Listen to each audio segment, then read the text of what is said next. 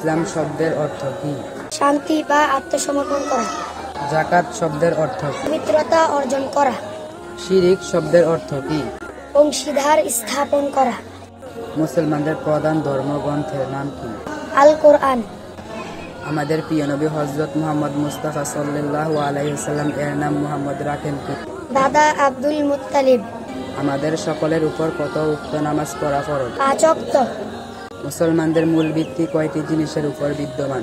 5টি জিনিসের উপর বিদ্যমান। পৃথিবীতে সবচেয়ে শান্তি ধর্মের নাম কি? ইসলাম। কতজন সাহাবী দুনিয়া থেকে জান্নাতের সুসংবাদ পেয়েছিলেন? 10 জন। ইলমে দ্বীন শিক্ষা করা প্রত্যেক নরনারীর জন্য কি ফরজ? পৃথিবীর কোথায় একটি বেহেশতি বাগান আছে? মদিনাতে। কাবা ঘরের প্রথম ভিত্তি স্থাপন করেন কি? হযরত আদম আলাইহিস সালাম। রাসূল সাল্লাল্লাহু আলাইহি ওয়াসাল্লাম মাদক আসক্ত ব্যক্তিকে কার সাথে তুলনা করেছেন? পূজাকারীদের সাথে। কোন যুবক আল্লাহ তাআলার আরশের ছায়ায় স্থান পাবেন? যে যুবক যৌবনকালে আল্লাহর ইবাদতে কাটিয়েছেন।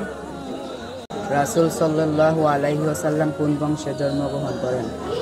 কুরাইশ বংশে জন্মগ্রহণ করেন। হযরত মুহাম্মদ সাল্লাল্লাহু আলাইহি ওয়াসাল্লাম এর পিতার নাম কি? আব্দুল্লাহ।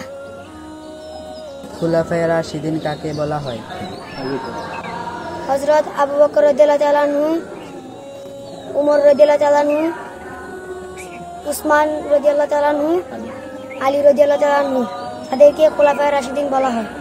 কুরআনের সবচেয়ে বড় সূরার নাম কি? সূরাতুল বাকারা।